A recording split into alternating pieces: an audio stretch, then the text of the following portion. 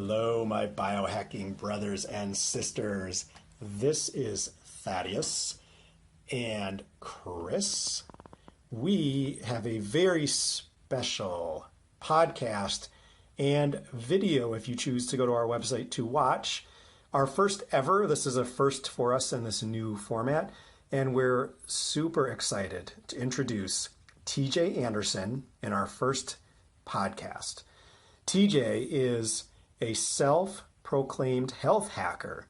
He's a healthcare entrepreneur, a clinical health coach, and we have known TJ for quite some time, going way back to the Bulletproof Conference in 2015, all the way to PaleoFX in 2016, and wish we could see him more than just at these conferences, but that's sometimes how these things work, where you get together with friends and others only once in a great while at these conventions where we can all get together with our tribe, hang out, and really build those bonds of friendship and relationship. So we think you're really going to enjoy this podcast with TJ. TJ has just written a brand new book called The Art of Health Hacking. Now, in this new book, he goes into great detail about how to build your team of experts around you. So instead of just relying on your own doctor to tell you what you need to do, to tell you the things you should be taking, you should become the CEO of your own health. This is one of the just phenomenal concepts that he's got in his book. And as TJ says, you should curate your own cadre of health experts that are there specifically to help you in your journey. So we think you're going to love this podcast. We go into some details about TJ's journey, some of his top habits that have helped him get to where he is today, and a little bit about Chris and I's background as well. We hope you'll enjoy this podcast with TJ Anderson, newest author of The Art of Health Hacking. Enjoy, everybody. All right, so welcome, TJ. How are you? Hey, guys. I'm awesome. Happy to be here. Well, it's Friday when we're recording this. It's always a great day, no matter what day it is, but especially on Friday. Yeah, it looks beautiful and sunny out where you are, so that's excellent. And this is our first ever foray into this format. First official video audio podcast for you guys. First right? ever. So you are numero uno. Yeah. So thank you very much. Honored, my fellow biohacking brothers. And we're super excited to talk to you today, TJ. You've got a brand new book coming out very shortly, and it looks like it's going to be just an amazing book for helping lots of people. You've been on an amazing journey. You know, we've known you for quite a while now and kind of followed a lot of that journey, and super excited about this project. Why don't you just start out by telling everyone about the journey that led you to create this book? It doesn't seem like that's an easy thing to just one day wake up and say, I'm going to write this book. So, you know, what made that happen? Totally. So the book came about like 3 or 4 years into what I call my health hacking journey or health conscious journey. So post college, I'm 28. So about 7 years ago, I started waking up around the value of drinking less alcohol and eating cleaner, healthier foods, and just had more health consciousness. And my mom, with cooking food, inspired a little bit of that. But I also saw like the stress that my parents and others in the entrepreneurship space had in running their business. So I both simultaneously grew an interest in entrepreneurship and in health at the same time, and that fueled my jump from like business, finance, and insurance to like all in with like learning about health from like health coaching perspective, group fitness, and doing a lot of training post-grad in that space, and then also starting to work in the healthcare space. But it was the decision to go and model in Miami that really kind of is what was responsible for the awareness around the calling to write this particular book. So I got into modeling, and from Des Moines, Iowa, in the middle of the winter, like I have an opportunity. I get placed with an agency in South Beach, and I literally arrive in South Beach, New Year's Eve evening, New Year's Eve night, and I go straight to a party in South Beach. Okay, and I'm living in a house for 4 months in Miami with a couple women that I know from Iowa, good friends of mine, and so I start right into the Miami lifestyle, and it was New Year's Eve, everyone's celebrating, but spent the next 4 months exploring modeling while also doing virtual health coaching work for entrepreneurs, and that's when I fell into ego and also like also had emotional suffering that I allowed myself experience through feeling judged for not being good enough and my six-pack not strong enough for the cameras, like silly stuff for people that aren't in the industry or don't have experience with it. But man, like I got some like real taste of it, and had a lot of healing on the back end from it, for being seen and appreciated for being more than my looks. And so the book was spawned from this general idea of like evolving what my relationship with health was and how I viewed health in general. So yeah, that's it's pretty impressive, moving from cold and snowy Iowa in the middle of winter to almost the southern tip of the U.S. in a crazy town on New Year's Eve. That's just must have been a little overwhelming, it seems like, at first. It was, man, and it felt like a party, but I was also trying to like run a virtual health coaching business and make money in modeling, and so it looked glamorous at times through my social media posts, but emotionally very overwhelming, and I just wanted, just like everyone does, like I just wanted to fit in and be liked, and you know what I mean? And, right. So, but yeah. So help me understand what your approach was. So you're going into this modeling thing. You're a health coach. You have some really good idea of what it means to be healthy and what are the things you should do for health and longevity. And how does that fit into the modeling scene? I mean, is it pretty comparable, or were you doing some things that were kind of stretching some of your health values that you were coaching others on? Great question.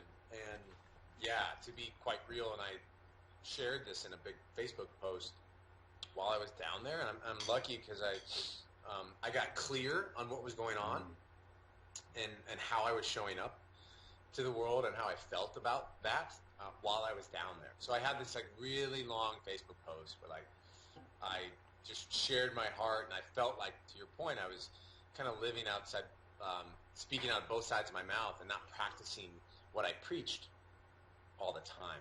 But that led me down the lesson around like not needing to be perfect in our health and being okay with not being perfect, which a lot of people actually appreciated because, they could see the human side to me and how I'm not always perfect in the health hacking adventures. And so, I drank too much alcohol. At the time, I didn't understand as much as I do now around the power of like proper nutrition when it comes to basically a big part was not getting enough fats for my brain and my body, and like my hormones were out of whack. I was working out too much, like doing insanity. So like this is like 3-4 years ago, like before I really started to cultivate like intuition in my movement and my nutrition. And so my macros were off and energy levels were off, and just pounding my body, like not treating my body with respect that it deserved. Yeah. So insanity is not healthy, you're saying? Come on.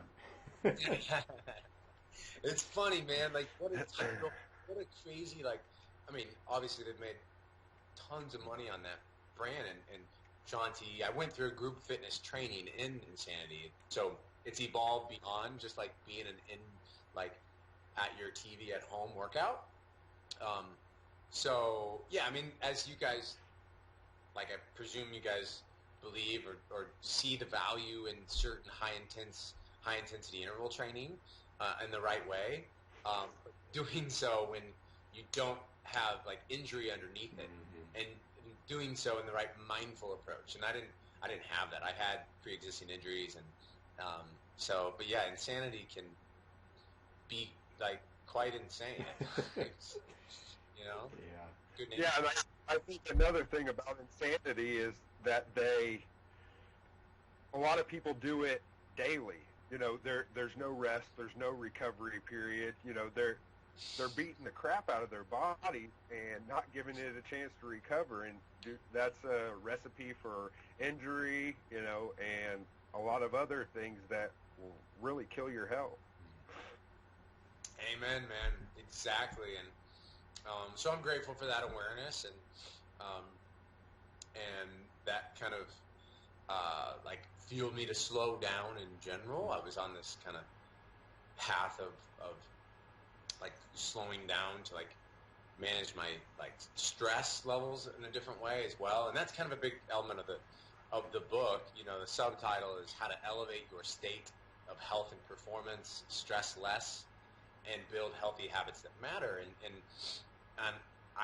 my experience personally, like now that I've spent the last like 3 years of like intentional like growth around my relationship with stress and like the breath and presence and all this stuff that, you know, we nerd about, it's brought so much more peace and like power to my life. So can you guys relate to that? Absolutely. Oh yeah, definitely. I think it's, you know, all of us are on this journey, and your journey you've really diaried really well in your book, The Art of Health Hacking. And I think it's a really important for people to understand that, you know, for all of us, it is a journey, and some of us may seem further along in that journey than others, and in some cases maybe we are, depending on the journey that we're each on.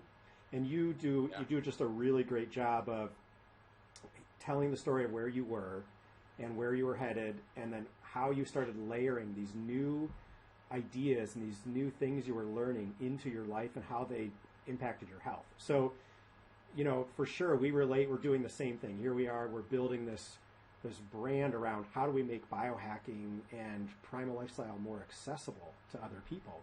And it can be really intimidating at first when you're on this journey.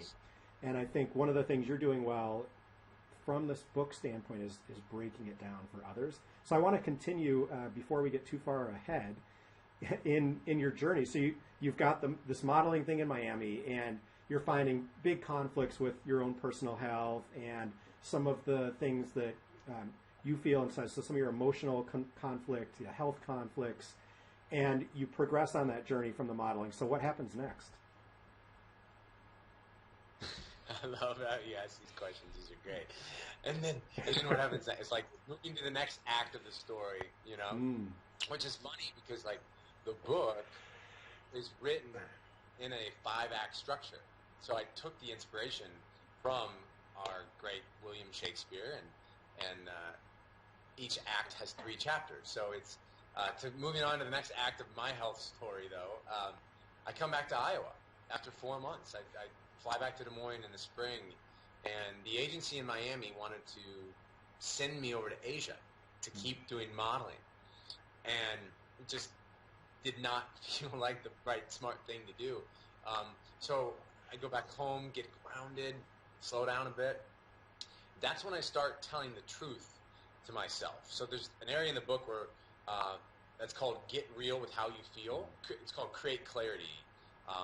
It's in Act 3, I think, maybe Act 2. Anyways, Create Clarity is all about telling like the truth to yourself and getting real with how you feel. And so after Miami, I got real with how I felt and told the truth to myself, specifically related to my relationship with alcohol. And that's when I started a 30-day no alcohol challenge on Facebook, like literally like weeks after I got back from Miami. And so I run that on Facebook, have a bunch of friends go through it for free as kind of a group to support each other and meeting that goal. And most all of us got through it. That's about the same time I got turned on to Bulletproof Coffee from my buddy Ryan Tweet in Des Moines. And so I started taking Bulletproof and High Fat and the podcast from Dave.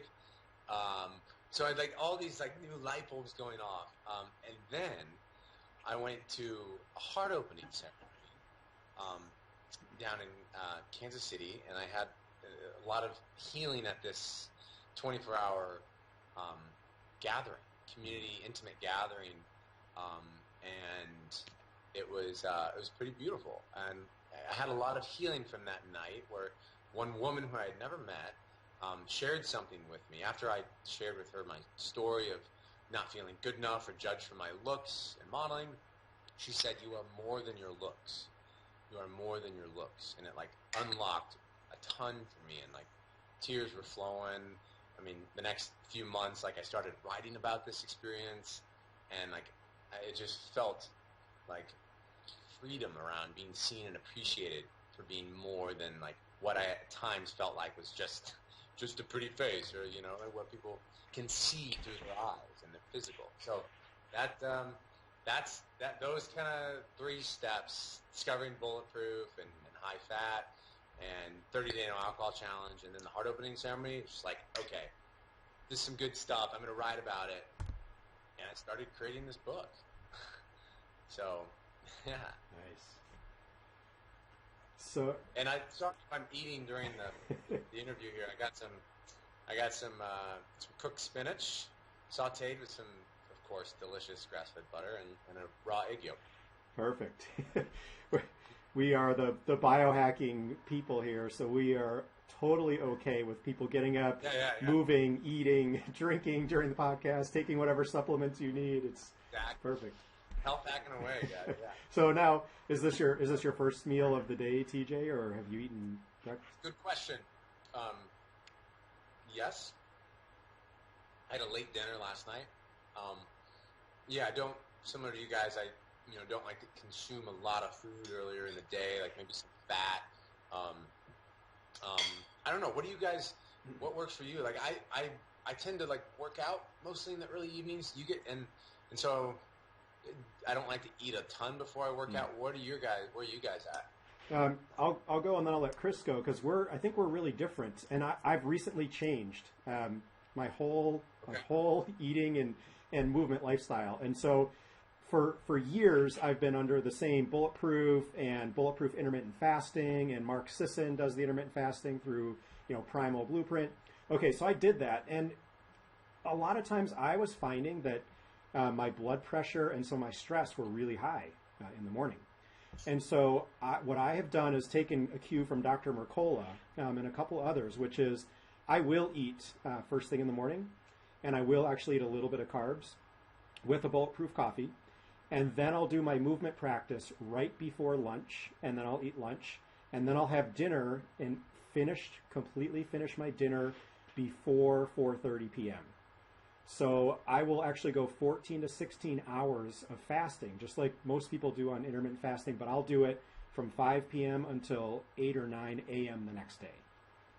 Fascinating. So I have found, for me, I'm finding a lot of success working that way personally. Chris? Nice, brother. Wi-Fi. Wireless. Yeah, I stick to the intermittent fasting. I don't consume any food after 8 p.m. And then get up in the morning, usually do some stretching, some yoga, take my whatever supplements I take that need to be taken on an empty stomach, and then I'll usually have the Bulletproof coffee with just the butter and brain octane, and then I get started on my day. Throughout my whole day, though, I'm moving. I usually get outside first thing in the morning as the sun's coming up, do some sun gazing.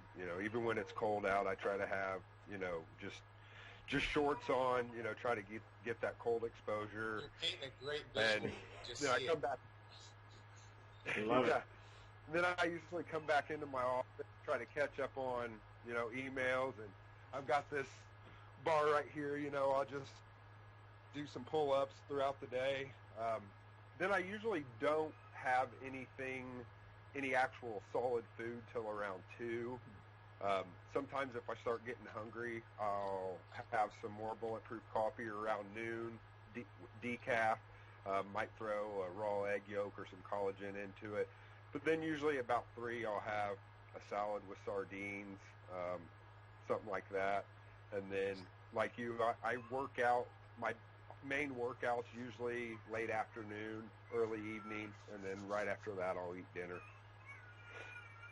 beautiful. Yeah, I bet we're making everyone, like, if they're listening or watching to this, like, super hungry or like, or like craving some of these foods. Although we haven't talked about my ladies, and you guys probably make like sugar-free, like dessert treats, like high fat, like, oh man, good stuff. Dude, she's been making some amazing stuff recently. We'll open loop that. We'll come back to that. Yeah, for sure. Like that's always the big thing is like, okay, I can see myself eating this way, but I am addicted to having something sweet after dinner, and I'm not giving that up, right? And so it's like, how do you do it? Well, you can do it. You can do it. And we find ways. So yeah, dude. For me, it's like the way I've looked at so self-experimentation, and everyone's different. Like to your like Thaddeus and Chris, we all have a different like routine that we're in, and different like habits as well. And so like understanding the difference between those two is a topic I talk about in the book. But it's like we don't all have to do the same thing, and in fact, that's what can be like radically empowering and to fuel sustainable behavior change, which you guys are probably familiar with, is just when someone discovers something on their own and like creates it on their own, they own it and it becomes long term. So that's what's so cool about like the people like you guys and I that know the coaching space and also know like what is true health and the biohacking sort of prevention sort of mindset. For sure. I want to switch directions so we get to talk about the book a little bit. And we were going on this journey where you were leading up to writing it. There were a few things that happened along the way in that journey that I think were really interesting. And one of them was, you ended up in the ER. And I think maybe we'll just save that story for people to dive into in the book. So I think it's a really, really interesting story. I think it's some of what happens when you do self-experimentation. TJ found out the hard way, perhaps, that we have to be careful sometimes, and he kind of took one for the team. I don't know if you want to talk about that at all, or just leave people. Let's just say I took 2 shots of epinephrine, 2 EpiPens in each leg, and it was not for an allergen. So we thought it was, but it was for something else. Yeah, absolutely. So it's in the book. It's fascinating.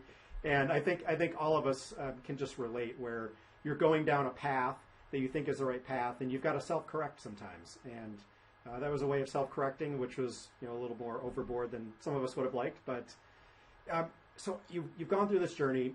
You're sitting down over how long? How long did it take you to write this book? Yeah, so over two years. Over 2 years of actual writing or typing, and like I had notes on. I mean, it wasn't something that like, I wrote the outline in 3 hours, and then I had a first rough draft in 2 weeks. Which some people are writing books like that these days. No knock on them if it's powerful content that's like real and authentic, great, and can make a difference, great. I was just called to write a different type of book. It's taken me 2 years. So before I went to the ER, at the time, I was convinced I had the final copy sent to edit. I had 3 acts written, and which, as you're familiar with, some plays are a 3-act structure, and the OG, the original, I believe, is 5-act. And so after the ER, I was called to write 2 more acts and keep talking about my journey, and it's changed everything. I'm so grateful for the visit to the ER and how all that went down and how I learned from it, because 2 days later, I'm on a one-way plane to San Diego, California to meet with my naturopath and get full-scale advanced blood testing and genetic testing and understand exactly what's really going on inside my body. So that fueled a chapter around how to build your own healthcare team, and that's rooted in prevention and functional medicine, and also what are some of the tests to consider getting in your health hacking adventure. So the ER visit's responsible for 40% of the book. Yeah. And there's a lot of good lessons in there, So I'm grateful for it. As crazy as that might sound. Yeah, it's Have you guys ever ER? Chris, ER. Yeah, that's one of the reasons, I really got into this biohacking area. I was chronically stressed and, working all the time, and ended up flying out of a flipping vehicle going to work one morning. Had a lot of internal injuries, had some time off, and that time off allowed me to reconnect with my family. And I also did a deep dive into how I could heal my body, how I could heal that chronic stress, but also how I could try to accelerate the healing of some of those injuries I sustained there. So that's really how I got into it, and what made me take a deep dive into the biohacking sphere. And then as soon as I was completely or almost completely healed up, time to go back to work, I was like, I really don't want to do this. And about that time, I got that invitation to go to the Bulletproof coaching class. So, this is what I need to do. So Yeah. the rest has been a wild journey. Dude, totally. And it's like hearing you talk about that, and like what I did in the book is to talk about the journey. And I think it's important too for other people to talk about their health journey and their health story. And so there's a big part of the book the book is about helping people get clear on their health journey and their story and that they have, and a lot of the stories which we create up here, but then there's also the story of just your life experiences and what actually happened, right? So it can fuel a lot of clarity in the mind. It did for me when I started to talk about, and I think it's Steve Jobs who talks about how you can only connect the dots moving backwards, not forward, unless you're an expert time traveler, which I haven't mastered that yet. Right. But yeah, what about you, Thaddeus?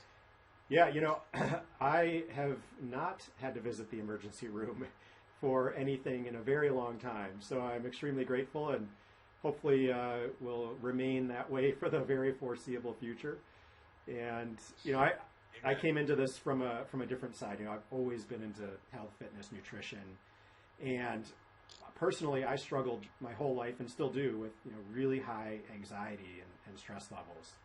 And I chose my career, chemical engineering, both my degree and my career based on two things. One, the most versatile that I could do when I got out because I didn't know what I wanted to do. And number two, never having to get up in front of anybody and talk or present.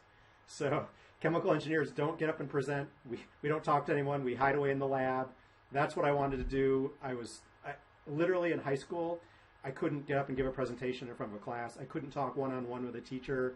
And that followed me through my whole life till I was 28, where I was really losing a lot of opportunities in my career and my life because I couldn't do any of these things. And so I decided at 28 it was time to turn my life around, and really took a deep dive over the next 10 years to figure out how to make it work. Wow. Dude, good for you. And I know you're getting ready to speak at TEDx, which is super rad. Oh, yeah. On blue light blocking, and I think we all had our goggles on for a second, didn't we? We did. Oh, the blue blocking glasses come on. It's like we're in this tribe or this team, we're the team blue blockers. I wear these out, and I've never had one person ever ask me, why are you wearing sunglasses at night whenever I go out? I'm at the gym, I'm going out to dinner, I'm going out to a meeting. The only people that have ever asked me about these blue blocking glasses, I'm wearing a pair of Swannies Wayfarers right now, is, hey, are those blue blockers? Can I try those on? And that's hey, that's my tribe, right? So it's great. Dude, totally. That's great. That's great. Yeah. That's awesome. So I really want to, you've written this book, you took 2 years, you added 2 additional acts to your book based on your continuing journey that really came up. And I think it's just amazing what you put together. One of the things that I love in the book is we've all been on this journey, and many people in life are. You make some key points, such as you want to become the CEO of your own health. So oftentimes, just like being an employee of a company, I'm going to go to work, somebody's going to tell me what to do, what to work on, where to go, and how much they're going to pay me. And you know what? Like, some people can do that their whole life, but when it comes to your health, that's probably not something we should be doing with our life. So how did you come up with, like, being the CEO of your own health, and what does that mean? Oh, man. Totally, yeah. So CEO, or like your own health coach or your own self-coach, or really what it kind of means to be a health hacker is what I kind of unfold all of that under. And I came up with that, like, because that's what I wanted personally. And it's, at a certain point, as I learned more about our healthcare system and about how it, like, I judged it for failing us as a society, even though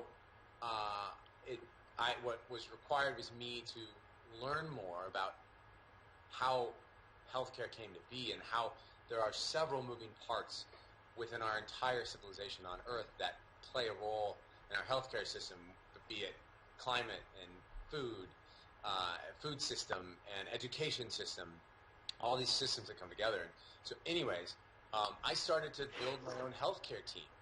I started to learn about how we need to learn about how our healthcare practitioners are trained. Their training matters. And if they've got more training in prevention and, like, treating the body as a whole, like as a whole, WH, as opposed to like treating the whole, HOLE, it's a fundamental different approach, right? So complementary and alternative medicine, functional medicine, integrative medicine, so these terms that we're familiar with, that practitioners have training in treating the body, heart, mind, and soul, like, complete, is what I started to learn about. And so I started to kind of collect friends that were in this space of, like, holistic healthcare and functional medicine, and that also practiced what they preached, right? So that they were biohacking themselves, and which is so exciting. Then all of a sudden you're able to relate more with that team, right? And so for me, when I landed in the ER and when I went out to San Diego and started vagabonding through California and attended all these top healthcare conferences, PaleoFX, of course, was, I think, is that where we all met first? Yeah, we knew you a little bit before, I think, from Bulletproof a year ago in 2015. But really, the first time we got together and kind of hung out was definitely PaleoFX in 2016. Yeah, definitely. So and through all those adventures and learning about the healthcare system, and one important quote I talk about in the book that's important for people to realize, a lot of things, but two in particular. One is, we're all responsible for our own experience. We are all responsible for our own experience, which can be a tough pill to swallow for a lot of people. And the healthcare system isn't broken. It's just designed to get the results it's getting. So we have to ask ourselves, why is it getting the results it's getting? And then work backwards to find out. Because, I mean, part of the book is teaching people, like, why people view it as broken. And it's because our biggest problem right now is chronic disease, not acute illness. And all of our health professionals were trained to treat acute illnesses through, like, MDs and nurses. They weren't trained in prevention. And so now we've got chronic disease, and a lot of our healthcare system isn't trained to handle it. But we have this, like, complementary, alternative, functional medicine movement happening simultaneously. So I think for consumers, it's important for us to realize that we can drive our own healthcare future. And as tough as it might be sometimes, like, I've also done some healthcare consulting, and I just led a webinar literally 30 minutes ago that was we've been on the call for 48, so an hour ago, to train 45 care managers at an accountable care organization that is shifting towards value-based care. We train them as health coaches. And so I've also kind of seen healthcare from that angle around how medical groups and hospitals are looking to evolve towards like patient activation and patient engagement. I mean, because they are going off of patient experience scores like crazy right now in healthcare, and that's all the more opportunity for us as consumers to drive our own healthcare future. So I get really pumped up about it and talk a lot about it, but it's exciting, you know. It's very exciting. Go ahead. Yeah, exactly. And at least for you guys, and hopefully the people listening or watching. And the other key point that I think is helpful for people to like distinguish that I got clear on while writing this book. It might have been like when I was interviewing JJ Virgin or someone else for the book. I got clear on that world. We don't lack the health experts in the world. We lack the self experts. And that's all the more reason for us to become the experts in our own health. So, yeah. Absolutely. So I know we're coming up on time here. I want to make sure that we are respectful of your time. So TJ, the TJ Anderson, The Art of Health Hacking, and where can people find you? I've got two questions to ask after this, but where can people find you? Do you want to send people somewhere to find your book, somewhere to find you? Where do you hang out? Well, on the interwebs, I hang out on social media. Thomas Joel Anderson is my name on Facebook. So TJ, I'm named after my two grandpas, Thomas Joel. And I'm on Instagram as TJ Anderson Live. And the website is thisistj.com. I'll have a few other websites that will be rolling out shortly. And the book is being launched. So that's one thing we haven't talked about yet on the recording. The book is launching on a platform called Publishizer. Publishizer.com is a crowdfunding platform meets digital literary agency. So they work specifically with authors, no matter where they're at in the book writing process, to connect them with publishers. So my goal in this campaign is to get picked up by a formal publisher. And to do that, there's a few key milestone goals. 250 and like 500 are like the two main goals to hit. And if I hit those, I have a great chance of getting picked up by a publisher. And funny side story, my dad wrote his first book at the same age that I am. And he had a publisher. His book was about gas station memorabilia, or gas and oil parts. It was called Check the Oil. But anyway, so that's been inspiration for me to get picked up by a publisher, man. Perfect. And we will, of course, link to Publishizer, where your book will be housed, where people can help kind of crowdsource catapulting you to get picked up by a full publisher and get this more widely seen. So we'll definitely put all those links in there for you wherever we house this interview. That'll be perfect. And I have a question, and I want Chris to have a chance to weigh in here. But my question is, what are the two top habits that you have found in your health journey that work the best for you, that you would never give up right now after using these habits? Oh man, two. I'm glad you asked for two. Other people have been asking me like, what's the number one thing? It's like, you can't pick one. There's so much that, the last act of the book is putting it all together. That's what it's titled, and there's so much that goes into it. But to your question, the first two that popped in my mind are that are less like specific behavior driven, or they're different types of behaviors. Connecting with myself in the mirror with eye contact, and like doing some breath work briefly during that, to just like really get super clear and real with myself, and check in with how I'm feeling and how I'm showing up and where my stress levels are at. That one is really big for me, because that seems like the easiest way for me to be honest with myself, is to like look at myself directly in the eyes, and have like a self-love, self-care practice to that. And then the other thing I would say is, besides like like high quality water and like high quality salt, which is a part of the ER visit. Exactly. Is breath work, man. Being present in the breath and like letting the breath and an intuition that can come with it just guide thought processes, guide actions, guide everything, man. And all three of us have experimented with like the likes of Wim Hof.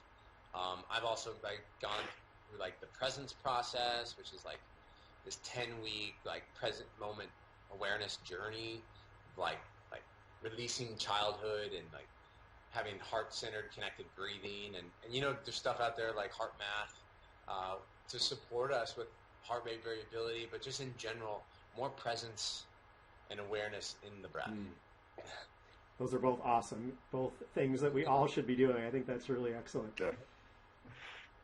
Yeah, thanks, man. I'm all about the fundamentals, as you guys are too. And we talked about that, right? So like nootropics, for example, like you guys and I both experiment on and off with different nootropics, and Qualia Neurohacker is a company that we're both supporters of, and these are all quality tools, but it's so important for people to get the fundamentals right first. Absolutely 100% agree. Cool. What do you think, Chris? The only thing I really want to ask you, man, if somebody came up to you after reading your book and asked, I love the information that you put into this book, where are some of the best resources you think out there to really get going on this journey?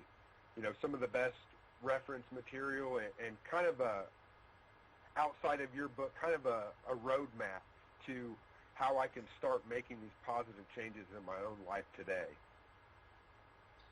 Yeah, great question. I think there's a lot of great resources out there, and from the movements that I profile in the book, which the book is designed to like empower people to do self-research and like read other blogs and like PubMed studies, for example, or other books out there about the role of healthy fats or the role of proper like relationship with cholesterol. Like I reference a lot of great books out there like that, but I think I would say that if they've already read the book, I would ask them what spoke to them the most, where they felt called, and where they felt curious to explore more. And there's a lot of different segments from there that they could find, and other blogs like what you guys have created, I think is awesome because you get perspective on self-experimentation. So whoever it is that people want to look to for support on a roadmap, it's important to ensure that they practice what they preach and are in alignment. So, yeah. And there's another element I'm going to have as a part of the Publishizer launch. There's going to be a funding level, for a live event, a 2 or 3 day experiential health and performance retreat called Elevate Your State that I'm hosting at the end of April in San Diego. But then there's also going to be like a virtual like health hacker challenge, which would love to get you guys involved on this somehow. Maybe I'll interview you guys for that. But it's 7 days about the fundamentals of personal health optimization. So those are some things from the pipeline. Great. Awesome. Great. Well, TJ, thanks for your time today. This has been a wonderful interview and our first foray into the audio and video space. So, rock on. That's awesome, guys. I'm glad we were able to connect and have some fun on here and catch up with you guys because we're obviously on the same path with similar missions and messages, and it means a lot to be able to feel supported by each other, and always enjoy catching up with you guys. We'll have to do it in person again sometime soon. Absolutely. Paleo FX, are you heading there this year? Definitely. For a chance. I'm real close to Austin right now. I'm down in San Antonio. And I might be going up to Austin to get some work done with Garrett at Newfit. Oh yeah. Which, Thaddeus, you were if people scroll through Instagram, you were my photographer for one That's right. one of the photos of getting zapped in the shoulder from his direct current electrical stimulation machine. For sure. Oh yeah. Yeah, man. It's good stuff. Thanks for joining us, everyone. Have a great day.